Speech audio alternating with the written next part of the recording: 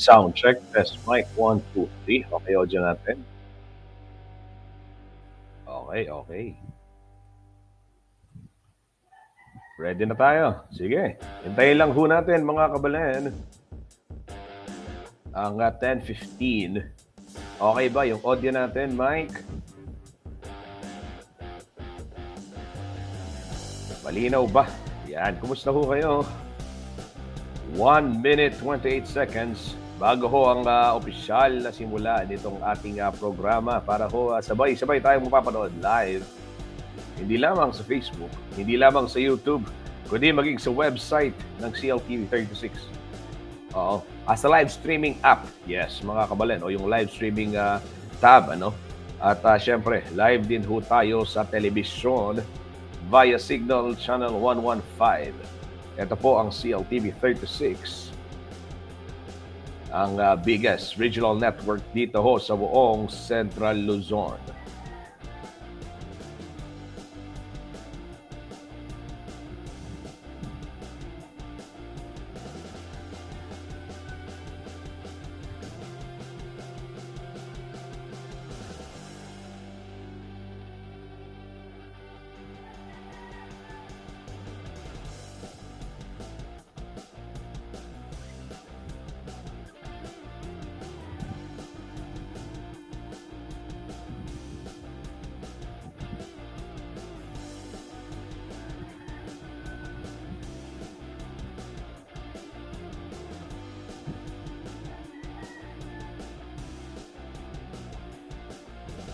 At isang magandang umaga po sa ating lahat. Mga kabalen, isang magandang umaga. Ito sa ating mga followers, good morning. Kumusta ho kayo? Happy Monday, February 17. Time check muna tayo, 10:15 o 10:16 na ng umaga. Ito ho mga kabalen, kumusta ho kayo? At kumusta ang inyong pagdiriwang ng Valentine's Day? Nito pong Valentine's Friday.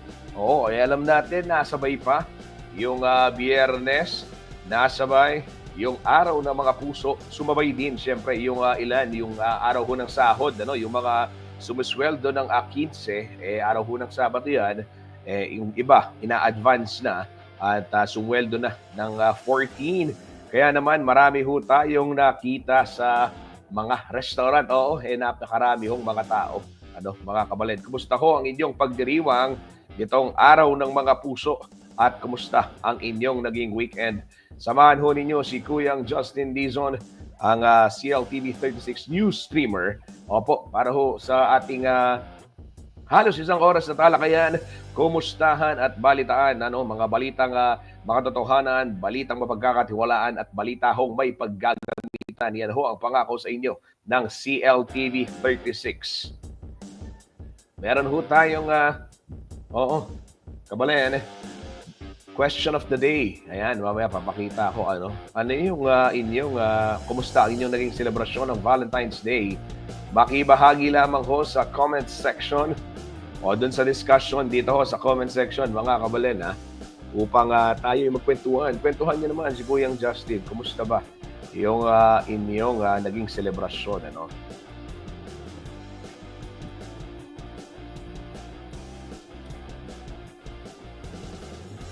Ayan, mga kabalen, marami ho sa atin. May mga mga nagpa-reserve sa restaurant. Yung iba naman, nagluto, ano? Yung iba, pinili hong matulog. Opo, mga kabalen, ayan, talagang ganyan. Kanya-kanyang trip tayo, di ba? Ikwento ho ninyo ang inyong naging karanasan at maya-maya babasahin natin yan dito sa ating programa. Oo. Para ho sa gayon, maging aware din tayo. Ano ba, baka naman may mga natuklasan ho pala kayo mga bagong restaurant o di kaya naman napuntahan na masarap o hindi masarap. Balong pamalita. Ayan, mga kabalan, kwento ho ninyo yan. For the meantime, habang hinihintay ho natin yung pagpasok na komento ng ating mga kababayan, ito, buksan lang natin, silipin lang ho natin yung sitwasyon ng trapiko sa malaking portion ho o iba't ibang portion nitong North Luzon Expressway. Ito ho yung real-time traffic monitoring via NLEX Corporation. Time expect tayo 10:19 ng umaga. Sitwasyon ng trapiko ngayon kung araw ng Lunes, 17 ng Pebrero. Dito muna ho tayo sa lokasyon. Sa may pinakataas na box muna ho tayo mga kabalen. Opo, ito yung leftmost upper box, ano? Yung Balintawak Toll Plaza, northbound lane, napakaluwag ho ng sitwasyon sa mga oras na ito. Gayon din naman doon sa may kabilang lane, ano, yung southbound, fast moving pa rin naman sa area na yan. Dito ho sa may Balintawak, Valenzuela Interchange mga kabalen. Ito hong approaching Metro Manila, yung inyong nakikitang nasa may gitnang box, ano, at sa itaas. Yung mga sasakyan na patungo ho sa atin, ayan, sa patungo sa screen, these are southbound vehicles, ano, going to Metro Manila and other parts of the country. South Luzon ay may volume ho ng mga sasakyan. Same as with those who are traversing the northbound lane, ano. Ito ho, yung ating mga kababayang panorte ay may volume din dyan. Moderate traffic expected ho dyan. Dito naman tayo sa rightmost box sa itaas pa rin, Mindanao Toll Plaza. As you can see, yung mga papasok ko ng Toll Plaza o yung pa-exit ng NLEX, wala namang pila, ano, maliban dun sa konting build-up dyan sa cash lane, as expected. Pero doon sa kabila, mga kabalen, ito kong patungo ng west o yung palabas ng North Luzon Expressway din at yung other side, stop ball yung sitwasyon dyan ho sa may area ng Mindanao Toll Plaza, ano, yung going NLEX and going Valenzuela. Ito ho, sa ibaba naman tayo, leftmost, may Kawayan Interchange, magkabilang lane, maluwag pa rin yung sitwasyon, same as with the Bocaue Toll Plaza. At ito ho, mga kabalen, sa Bocaue, wala naman na masyadong volume na ng mga sasakyan. Ganyan din ho ang sitwasyon sa may San Fernando area, magkabilang linya, north and southbound, wala hong masyadong sasakyan na nagdaraan sa mga oras na ito. Kasi by this time, mga kabalen, ano, nakapasok na ho sa trabaho, nakabalik na sa eskwela yung mga lumuluwas.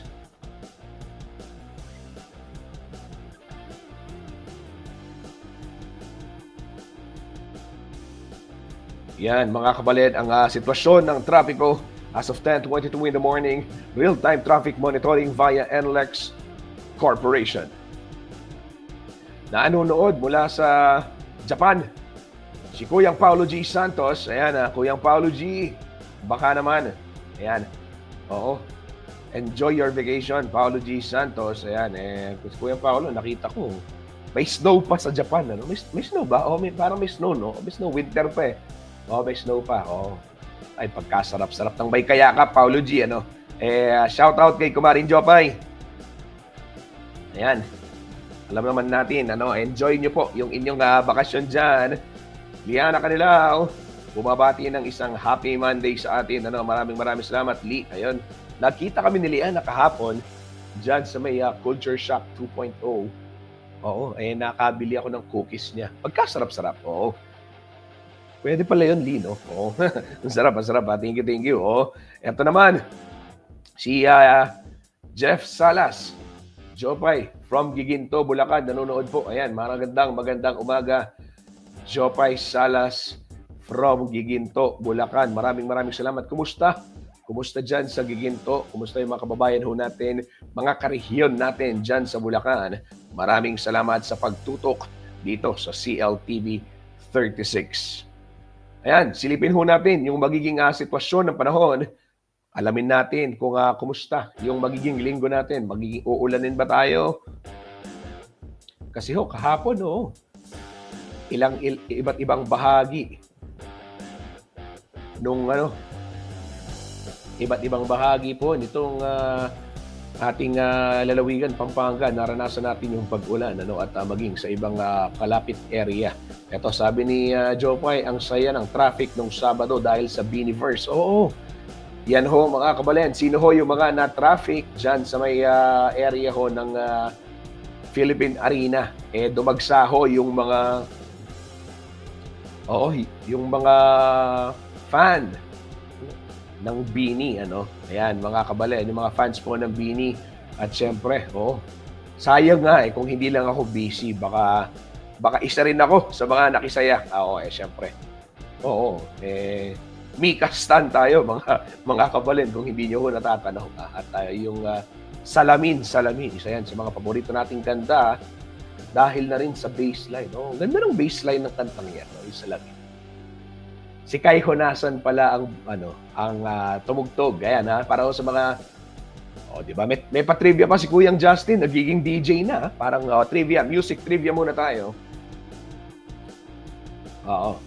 Music trivia mula ho kay Kuyang Justin. Pwede na pala ako mag-DJ.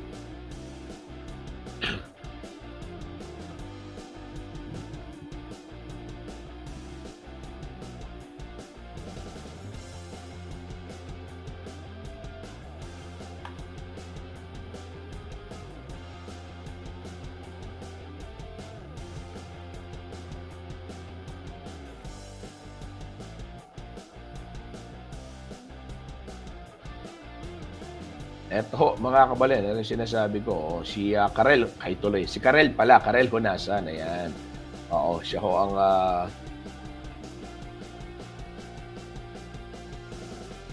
tumugtog, ang baseline ng Salamin.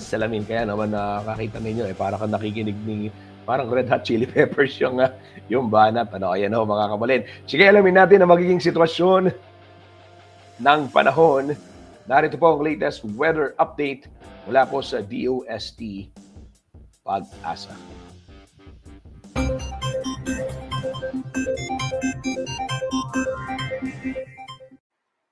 Isang magandang umaga po sa ating lahat. Narito ang latest na weather update ngayong araw ng Lunes, February 17, 2025. Sa kasalukuyan po ay wala tayong binabantayan na LPA o bagyo sa loob at labas ng ating Philippine Area of Responsibility at kung makikita po natin dito sa ating latest sa satellite animation, malaking bahagi po ng ating bansa ay makakaranas po ng maaliwalas na panahon. Wala po tayong namamataan na mga kapal na kumpul na kaulapan na posible pong magdulot ng buong araw na tuloy-tuloy na mga pag-ulan sa malaking bahagi po ng ating kapuluan. Except na lang po dito sa may bahagi ng Northern Luzon dahil sa patuloy na epekto ng amihan pati na rin po ng shear line, maaaring makaranas po tayo ng mga pagulan along the eastern sections of Northern Luzon area at itong Intertropical Convergence Zone naman or ITCZ ay maaaring magdulot din ng mga pagulan dito po sa may katimugang bahagi or southern portions ng Mindanao gayon din sa may Palawan. At inaasahan po natin sa mga susunod na araw ay magpapatuloy po yung maaliwalas na panahon sa malaking bahagi po ng ating kapuluan within the next 2 days or hanggang sa darating na Wednesday. At pagdating po ng Thursday, may posibilidad na magdudulot po ng mga pagulan yung easterlies, yung mainit na hangin na nagagaling sa karagatang Pasipiko, dito po sa may eastern sections ng ating bansa. Dako tayo sa magiging lagay ng panahon ngayong araw dito po sa Luzon. Gaya po ng nabanggit natin kanina, dulot po ng epekto nitong shear line, pati na rin po ng hanging amihan, ay maaaring makaranas po ng mga pag-ulan dito po sa may silangang bahagi ng Northern at Central Luzon area. For areas po ng Batanes, gayon din sa Cagayan at sa Apayao, maaaring makaranas po tayo ng mga light to moderate na mga pag-ulan, dulot po ng epekto ng hanging amihan.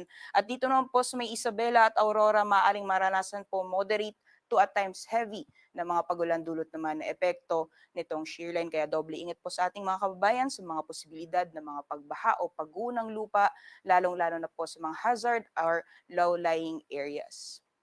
Sa nalalawing bahagi naman po ng Luzon ay asahan po natin magpapatuloy yung maaliwalas na panahon. Magiging mainit po lalong-lalo na pagdating ng tanghali at may mga posibilidad lamang po ng mga panandalian o mga biglaang buhos ng ulan dulot po ng mga thunderstorms. Mas madalas po yan sa hapon o sa gabi.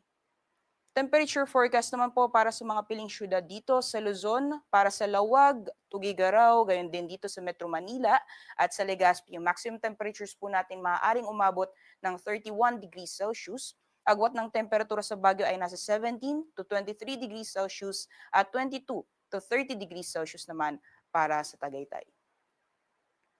Sa magiging lagay naman po ng panahon sa nalalawing bahagi ng ating bansa for Palawan, Visayas, and Mindanao area dahil po sa epekto ng Intertropical Convergence Zone or ITCZ, maaring maranasan pa rin po yung maulan na panahon dito po sa may Basilan, Sulu at Tawi-Tawi, gayon din dito sa Palawan although more on the southern portions of Palawan area. And for the rest of Visayas and Mindanao, generally fair weather conditions pa rin po inaasahan natin ngayong araw, except na lamang po yung mga isolated na thunderstorms na mas madalas din pong nararanasan sa hapon o sa gabi.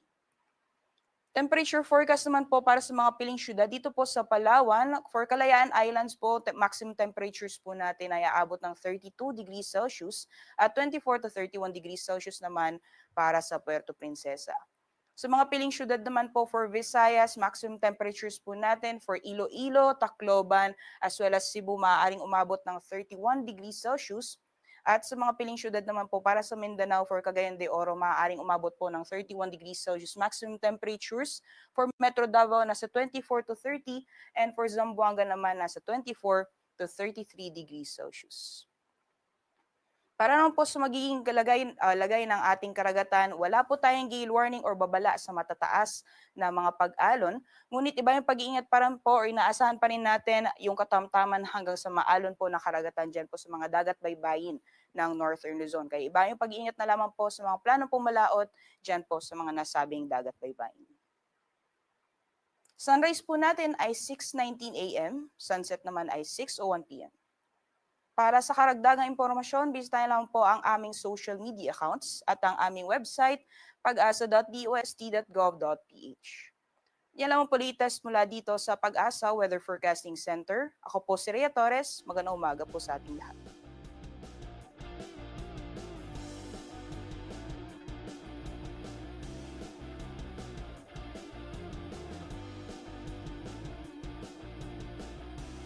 Yan ho, kabalen, ang latest update mula ho sa Weather Bureau Pag-asa.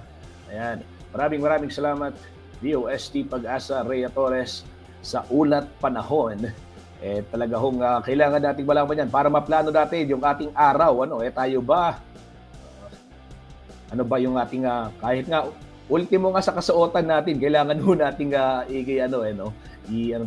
i-consider yung weather situation. Kaya napakahalaga pong alam natin ano yung nangyayari. Lalong-lalo na ho dito sa ating komunidad. Importanteng malaman yung mga balitang lokal, mga balitang nangyayari sa ating paligid. Kasi ho, siyempre mga kabalen, kung hindi, paano na?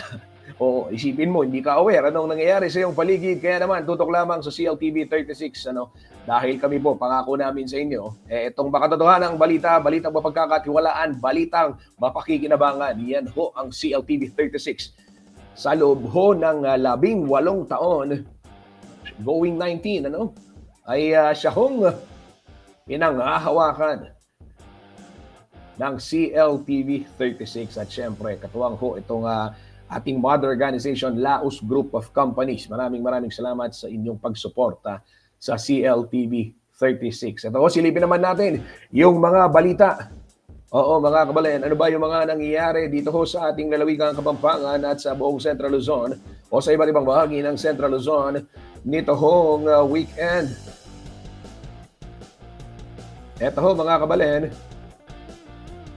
kasabay ho ng paggunita ng Arts Month ay ginunita rin dito ho. Oo, kasama ho ako dito sa mga nag-organize. Ayan, maraming salamat Liana sa pagpunta. Ayan, ito hong isang art exhibit sa Angeles City sa may Sandra Mall. Yan, isa hong organisasyon ng mga local artists ang nagsama-sama. Kasama rin ang mga local craftsmen, merchants para po ipagdiwang itong National Arts Month, kung saan isang fundraising exhibit ang binuksan para ho matuloy itong pag-operasyon ng Culture Shock 2.0. Isa hong establishmentong itinayo. Actually, 98 pa nang nagsimulan po ito at gawa na rin ng kagustuhan po ni Ginoong Dan Tayag noon na magkaroon ng statement dahil noong 1998, ginawang international airport itong Clark, ay ayaw niya umanong maging pag-welcome sa mga turistang dayuhan o yung mga lumalapag sa international airport, yung paglabas nila sa Clark, makikita nila red light district. At kaya naman, nagkaroon, tinayo sa Fields Avenue noong time na yun, ito pong culture shock. At ngayon, ay nagsama-sama itong mga artists para ipagpatuloy nga yung adhikain din na isulong yung kulturang Kapampangan opo, at yung lokal na talento ng ating mga kababayan. Ayan, maraming salamat sa lahat po ng mga dumalo. Ito pong exhibit ay bukas hanggang katapusan ho ng buwan. Maaari ho kayong bumili ng mga obra nitong ating mga artist. Ano? Kasama ho ang inyong lingkod dyan. Oo, mga kabalen. Sa gawing ibaba. At para ho sa gayon, makatulong na rin dito sa ating local artist. Yan ho. Pinakabagong tambayan para ho sa mga kababayan natin na naghahanap ng pupuntahan. Pwede ho kayong mag-gallery crawl dyan sa lungsod ng Angeles. Dahil malapit lang din dyan, walking distance, yung Gamat Kapampangan Gallery. At nandyan din yung Kalye Lacandula Art Gallery. Siyempre, yung Museo ng Angeles at yung bagong bukas na kulinarya. Ayan. At siyempre, yung sa Pamintuan Mansion o yung Museum of Social History. Ayan, mga kabalen. Talaga naman, pagpasok mo ng Holy Angel University, nandyan ang Center for Kapampangan Studies Museum, nandyan din ang Pinatubo Museum. Di ba? Saan ka pa, di ba? Isang magandang trip yan sa Angeles City. Subukan natin, di ba? Subukan ho ninyo, mga kabalen. Maraming pwedeng puntahan. At yan ho ay ilan lamang sa mga naging eksena.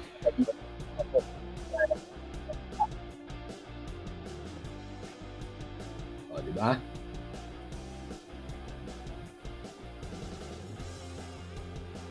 Etong gagandain, yung mga vintage camera. So, yan ho, kabalen. Ilan sa mga larawan. Okay, dumako tayo sa iba pang balita. Ito ho, nitong Sabado, nagkaroon ho ng Unity Walk. Ito, basahin ko na.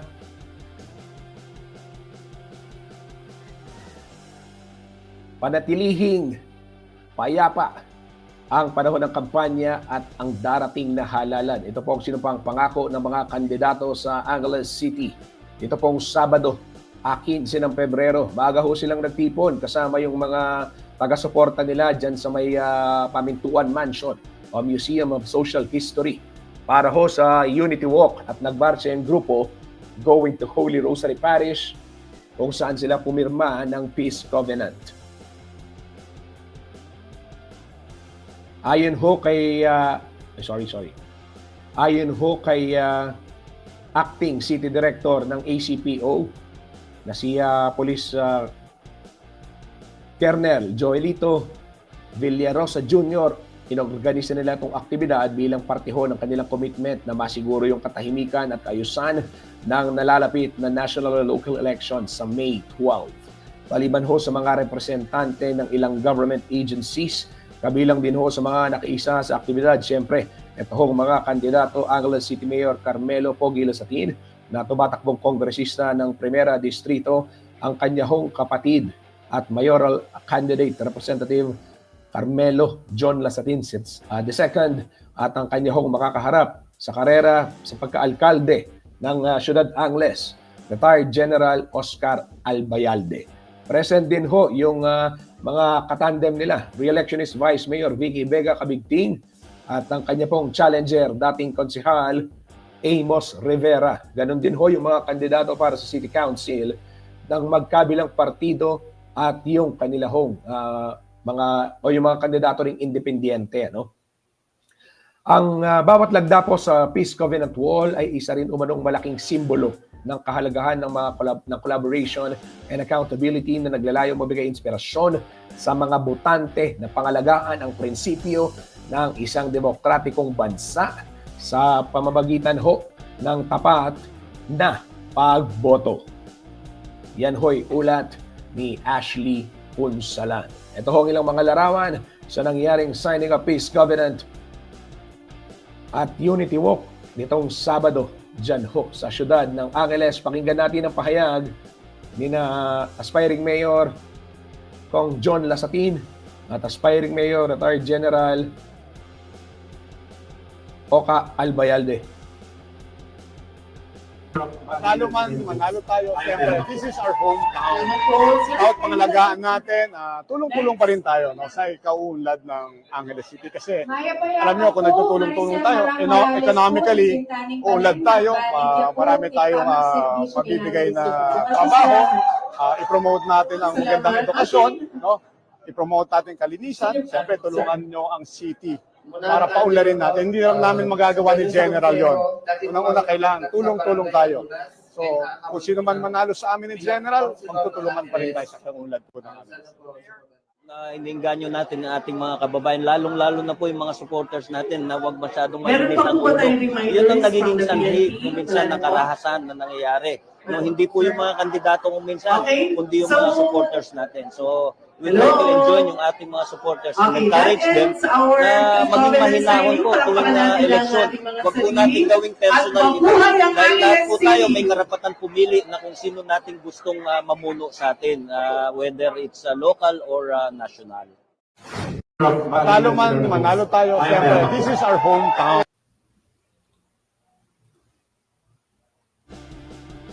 Yan ho mga kabalen, inyong narinig ang tinig ni Representative Carmelo John Lasatin II at Retired General Oscar Aoka Albayalde na parehas pong kumakandidato bilang alkalde ng Siyudad Angeles. Kabalen, isang mabilis na patalastas lamang. Magbabalik po ang news stream para sa mas marami pang kwento at balita. Huwag ho kayong aalis. Maraming salamat.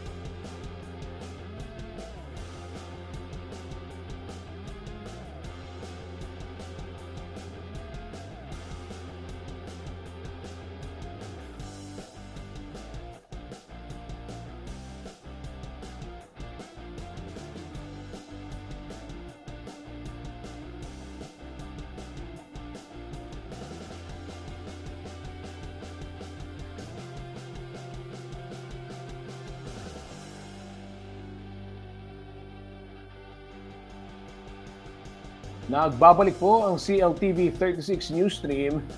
Kumusta ho mga kabalen? Bigyang daan natin itong ilang komento dito ho sa ating comment section. Ang question of the day, kumusta ang inyong selebrasyon ng Valentine's Day? Eto ho. At meron ilan sa mga nag-comment. Oo. Sabi ni Loretta David Season, traffic din ang NLEX mo. Oo nga, traffic, Loretta. Ayan, I suppose this was, or Loretta was referring to the Saturday event. Oo, itong Biniverse dyan sa may Philippine Arena. Sabi naman ni Kyla May Valencia, good morning po at happy Monday. Ayan, maraming salamat Kyla May. Shout out sa iyong sa iyo at sa iyong mga kaibigan. Ayan, yung mga kaibigan po ni Kyla May Valencia. Ayan, kumusta ho kayo at kumusta? Maraming salamat sa pagtutok sa ating CLTV 36 News Stream. Ayan. Ito ho mga kabalen, sa oras na ito ay siyempre hindi pa tayo over sa kwento ng pag-ibig. Dalawang natatanging kwento ng pag-ibig po ang ihahatid ko sa inyo. Siyempre, araw-araw dapat Valentine's. Araw-araw dapat pag-ibig. Opo. Ito, panoorin natin. Napakagandang kwento. Yung isang kwento ho, ito. gawa ho ng mga interns ng CLTV 36 News. Ayan, palakpakan.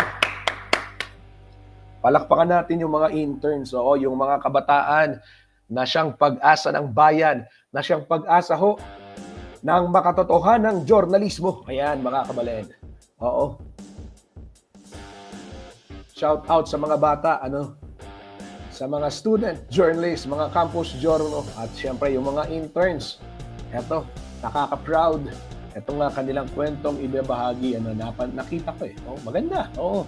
Eto, panoorin ho natin, Kabalen, naranasan niyo na bang mabigo sa pag-ibig? Ito hong nakilala ng ating mga intern. Oo. Bigo sa pag-ibig ilang beses? Napakaraming beses. Pero, sinuwerte sa negosyo. Yan. Yan ho ang kwento ni Ma'am Belinda. Kilalanin natin si Ma'am Belinda. Narito po ang kanyang kwento.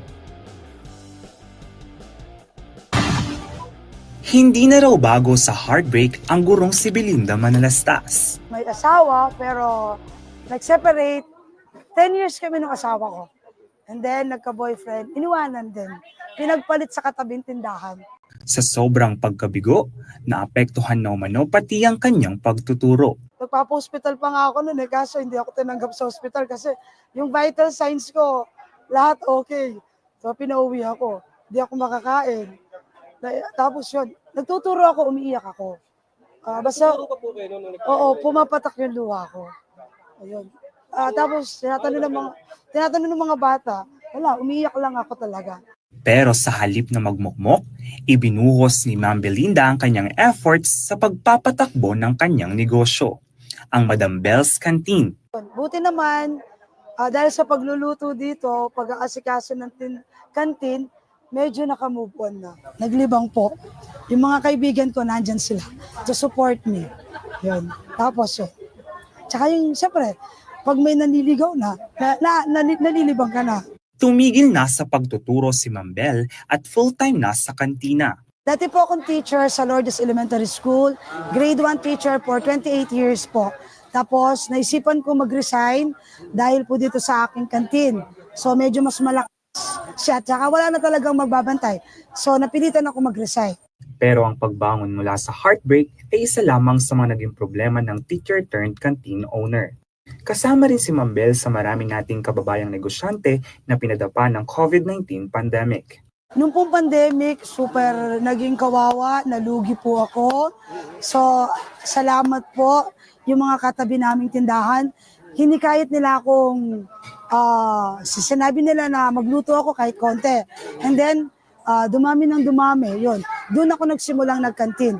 Kasi po, hindi na pwede magtinda ng mga goods dahil maraming nalugi, na medyo na bankrupt. Yun. At least po ngayon, nung naisipan ko pong magkantin, medyo nakalubag-lubag na po ng konti, nakabayad na ng mga kautangan. Ngayon, masaya na siya. Hindi dahil sa may bagong nagpapatibok ng kanyang puso, kundi dahil natutunan niyang mahalin ang kanyang sarili at ang negosyong itinaguyod niya mula sa wala. Dahil sa sipag, tiyaga at suporta ng kanyang mga kaibigan at pamilya, muling nagtagumpay si Ma'am Belinda.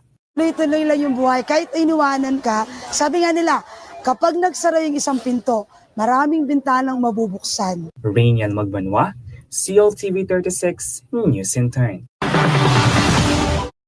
Yan ho, mga kabalen, ang kwento ni Ma'am Belinda. Ayan, napaka-inspiring, Kasi, di ba? Ganun talaga, Merong mga taong swerte sa trabaho, pero hindi sa pag-ibig.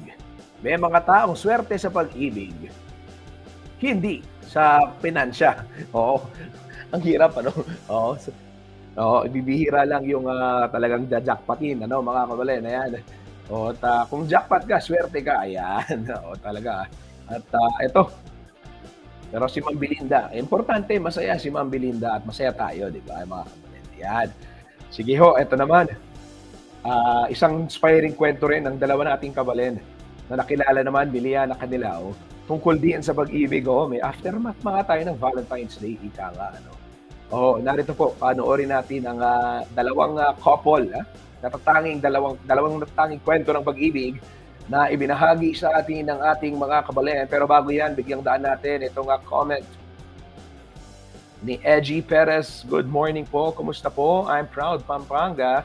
I'm proud. Baka proud ka, Pampanga. Ano yan? Maraming salamat, Edgy Perez, sa iyong pagtutok sa CLTV 36. Ayan. Narito yung isang kwento. Panoorin natin.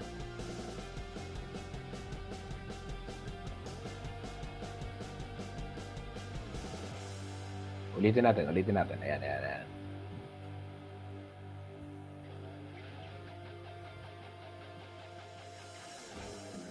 Day. Ngayong araw ng mga puso, sabay-sabay tayong kiligin at ma-inspire sa kwento ng ilan nating mga kabalen.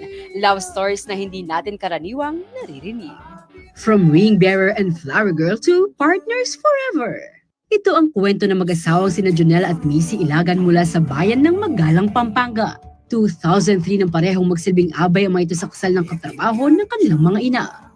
Nagkataon pang partners sila. Bale, yung unang pagkikita namin is mag-aabay kami dyan sa may co-teachers ng mama namin. Nag-abay kaming parehas. Then parang kami yung naging partner noon. Pagkatapos namin mag-abay, wala na. Hindi na kami nagkita ulit. Pagkatapos ng araw na iyon, hindi na raw muling nagkita ang dalawa. Lalo pat mula sa Magalang si Jonel habang tiga Mexico naman si Missy. Mas napalayo pa si Missy na siya ay magtrabaho na sa siyudad San Fernando. Ngunit kapag ang tadhana ang umandar, talaga namang ikaw ay mamamangha. Dahil pagkalipas ng 16 na taon noong 2019, muling nagtagpo ang kanilang landas. Bale, one time papunta akong Angeles. Then sila papunta dito sa work niya. Nakasakay ko siya sa jeep. Kaso gusto ko siyang i-approach. Kaso parang nag-aalangan ako, baka iba yung hinala ko. Then pag uwi ko sa bahay, tinanong ko kay mama kung anong pangalan nung childhood na naging partner ko nung kasal. Nabanggit naman niya yung pangalan, kaya doon ko nagsimulang i-add siya sa Facebook at i-message. Kakaiba raw ang naramdaman ni Jonel ng masilayan sa Missy. Ma'am, kinakabahan na-excite kasi nung nakita ko siya, parang yun nga, tumibok yung puso.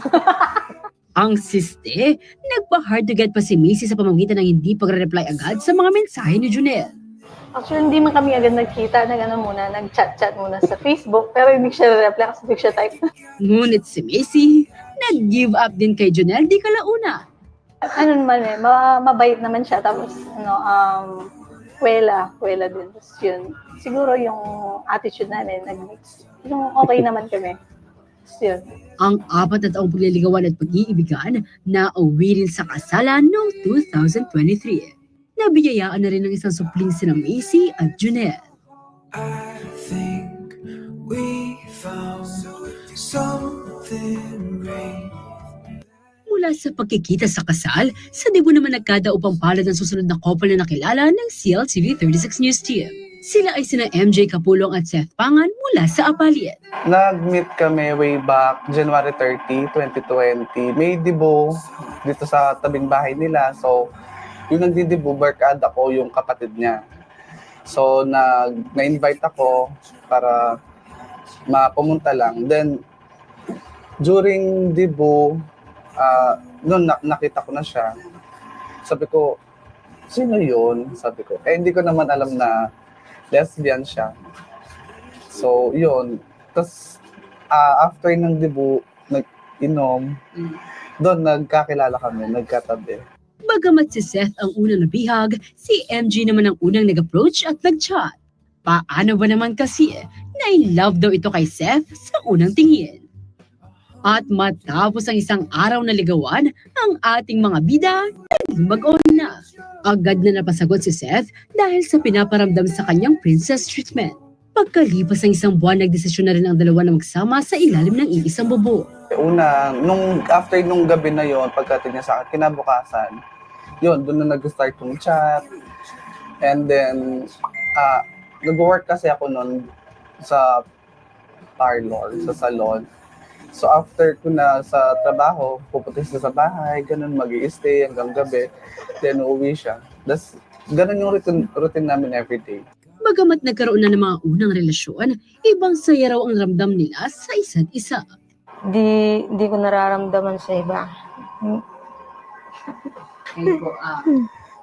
Siyempre malaking difference kasi way back, siyempre magkaiba kami nung nagiging karelasyon. So malaki,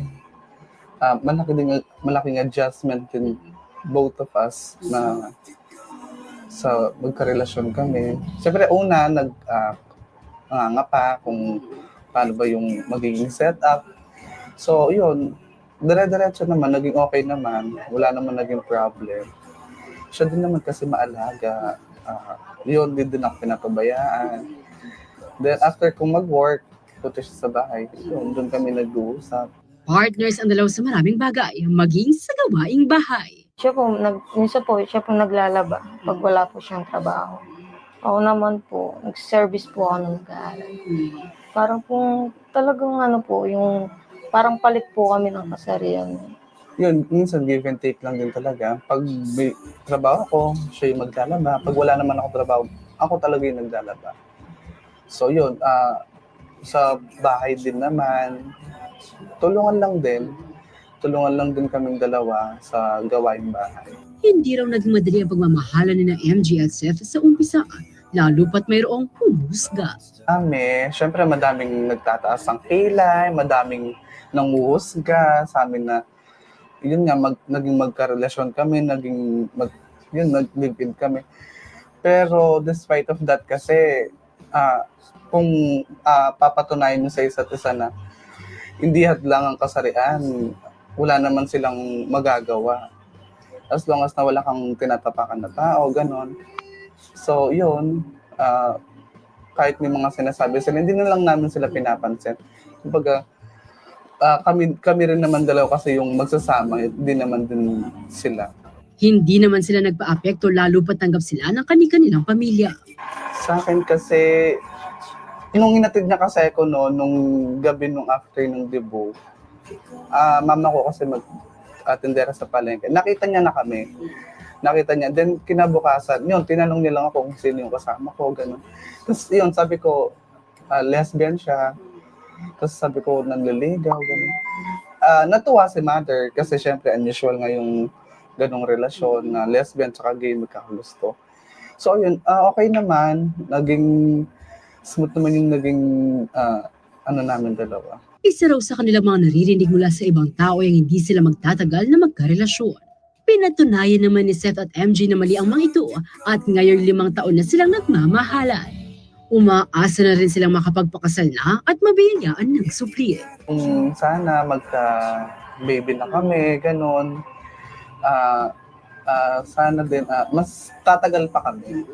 Yun, hindi, kahit madaming nagiging problema, nagiging away, pero napag-uusapan lang din naman kasi natin siya. So, yung dream lang namin talaga is magka-baby na. And soon, sana din makapagpakasal na din kami. May mensahe rin ng dalawa para sa ibang nagmamahalan na tulad nila. Huwag po silang may kung ano po yung nararamdaman nila. Tsaka po, hindi naman po lahat ng LGBT, pareho lang po kami na babae, lalaki. Pwede po sila magmahal kahit sino po. Wala naman po. Tsaka wala naman sa kasarian yung pagmamahal. As long as na naramdaman nyo sa isa't isa na mahal nyo, ganon. Kung ano yung nasa puso nyo, yun nga, sundin. Naway pagmamahal ang mangibabaw sa puso ng bawat isa para sa pamilya, kaibigan, kabiyak, at sa lahat. Liana Canilaw, CLTV 36 News.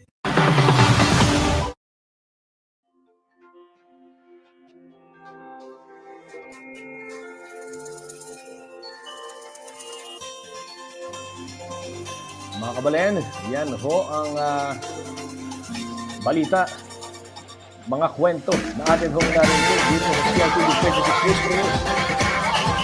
Maraming salamat sa inyong pagsuporta at panonood dito sa ating programa. Magpapaalam na host po yung Justin. Magkita-kita tayo ulit bukas. Ingat po tayong lahat. Maraming salamat.